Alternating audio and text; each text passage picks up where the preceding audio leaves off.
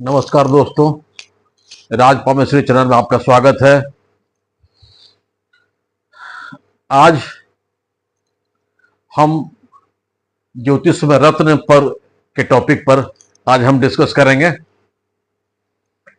दोस्तों, आप देखे होंगे कि बहुत से हमारे मित्र और बहुत से लोग के हाथ में रत्न रहता है। तो रत्न के फायदे लेने के लिए आप सोचते होंगे कि हम रत्न का फायदा लें, लेकिन आपको जानकारी नहीं है कि कौन सा रत्न हम हाथ में धारण करें ताकि हमको भी फायदा हो सके और हम भी कुछ अपने लाइफ में प्रोग्रेस कर सकें। ये रत्न आपको प्रोग्रेस में सहायक होता है। अब है कि रत्न, कौन सा रत्न आप धारण करें, आज का टॉपिक है हमारा यही। और आज का टॉपिक है ये 3 रत्नों के ग्रह बनाएंगे आपको करोड़पति। दोस्तों,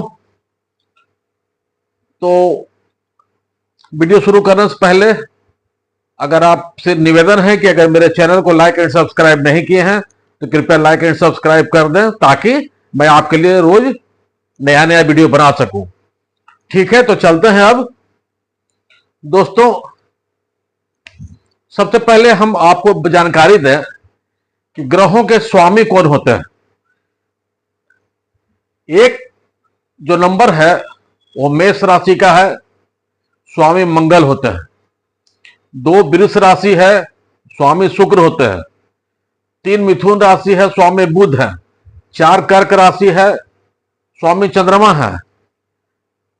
5 सिंह राशि है, स्वामी सूर्य है। 6 कन्या राशि है, स्वामी बुध है। 7 तुला राशि है, स्वामी शुक्र है। 8 वृश्चिक राशि है, स्वामी मंगल है। 9 धनु स्वामी गुरु हैं। 10 मकर, स्वामी मंगल हैं। मकर के स्वामी शनि हैं, सॉरी। 11 कुंभ राशि शनि हैं। 12 मीन राशि के स्वामी गुरु हैं। तो दोस्तों, आप रत्न धारण करने से पहले पहली सावधानी, हाँ, एक बात ध्यान दें मित्रों, एक मिनट।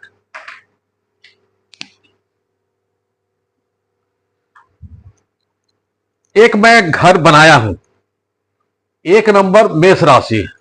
यह मेष राशि की कुंडली है। अब आपको मैं बता रहा हूं कि कौन सा रत्न आप धारण करेंगे तो आपका भाग्य चमकेगा।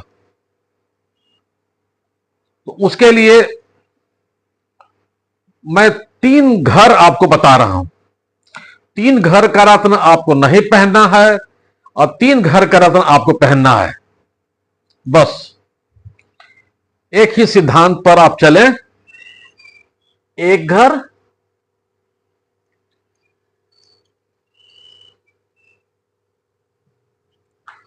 एक घर, 2 घर, 3 घर।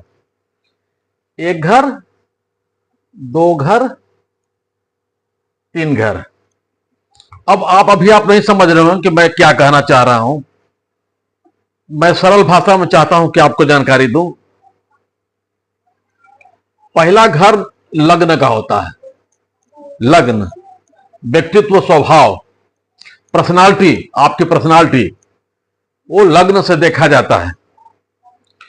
और 5वां भाव और 9वां भाव, 5वां विद्या, संतान, सुख, यश, कीर्ति।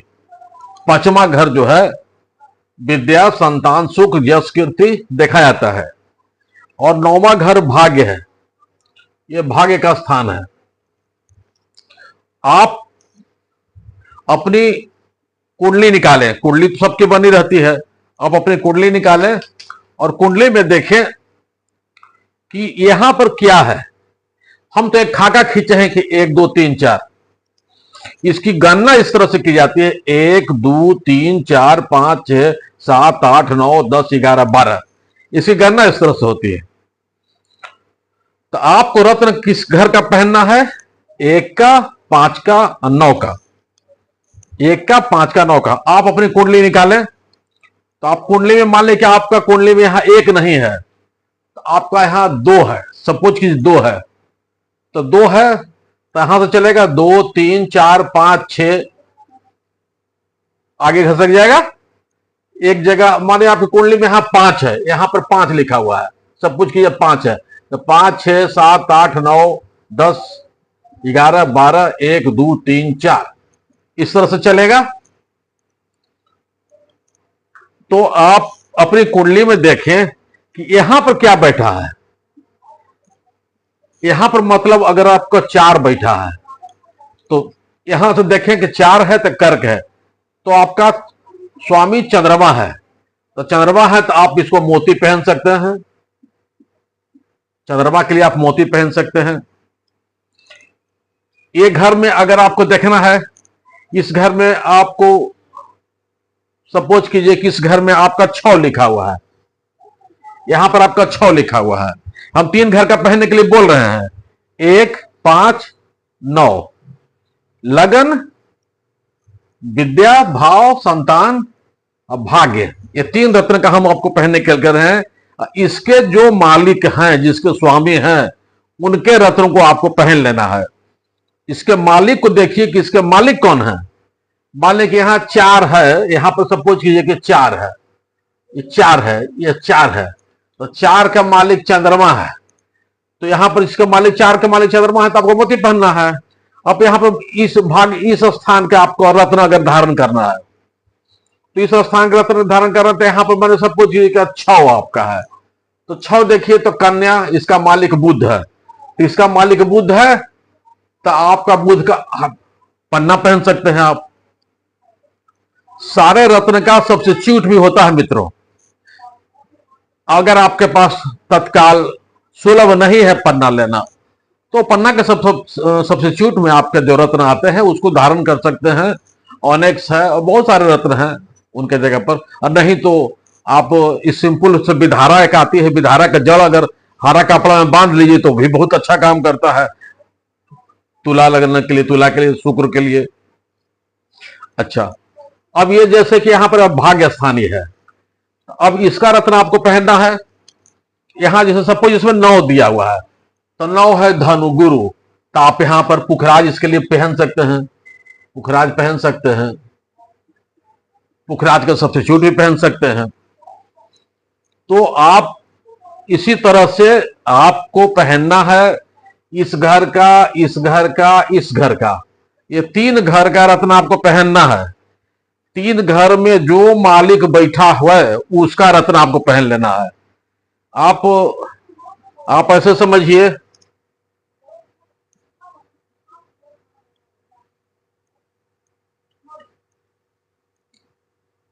अपनी कुंडली निकालिए, कुंडली में ये 3 घर का आप खाका खींच लीजिए कि ये यहां पर क्या बैठा हुआ है।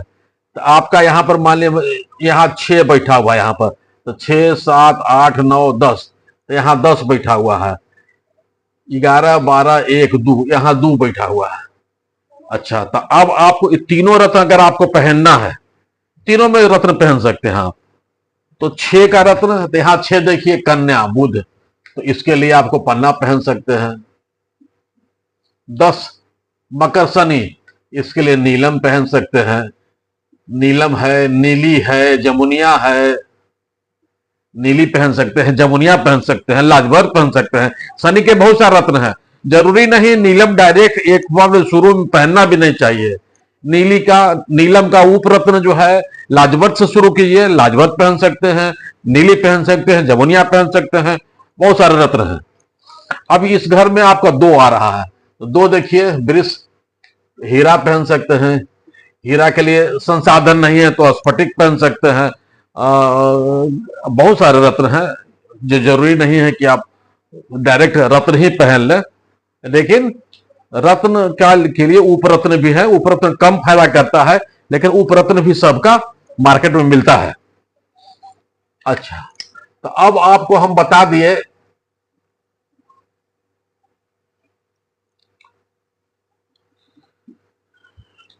अब रत्न किस किस घर का आपको नहीं पहनना है। इसका नहीं पहनना है, इसका नहीं पहनना है, इसका नहीं पहनना है। 6 8 12, ये 3 घर का रत्न आपको नहीं पहनना है। यहां पर जो आपका घर है सपोज कीजिए कि यहां पर इसमें आपकी कुंडली में 6 के जगह पर माने 4 लिखा हुआ है, तो 4 का रत्न आपको नहीं पहनना है। 4 चंद्रमा मोती आपको नहीं पहनना है, मोती आपको नहीं पहनना है। 8 का रत्न नहीं पहनना है। 8 मतलब आपके यहां 8 देखिए तो मंगल है, तो आपको मूंगा नहीं पहनना है, मूंगा नहीं पहनना है। 12 का रत्न आपको पुखराज है, तो आपको पुखराज नहीं पहनना है, पुखराज नहीं पहनना है। तो जो नहीं पहनना है, 3 घर के रत्न को आपको नहीं पहनना है। याद रखिएगा, ये 6, 8, 12, 6, 8, 12, 6, 8, 12, ये जो 3 घर है, इसके रत्न आपको नहीं पहनना है। हाँ, 6, 8, 12 का रत्न आपको अगर आवश्यक है, अगर पहनने का होगा तो किसी ज्योतिषी की राय से ही आप पहन सकते हैं।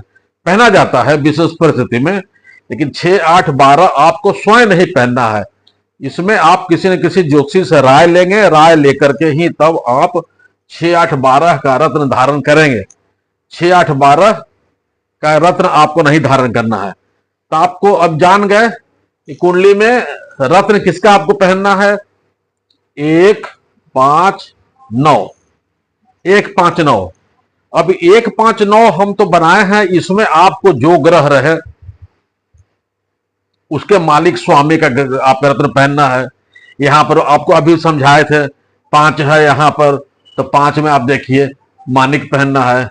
अब मानिक के जगह पर भी बहुत सारे रत्न है, रूबी है, गार्नेट है, बहुत सारे रत्न आते हैं। तो इसी तरह से आपको रत्न धारण करना है। एक चीज और है,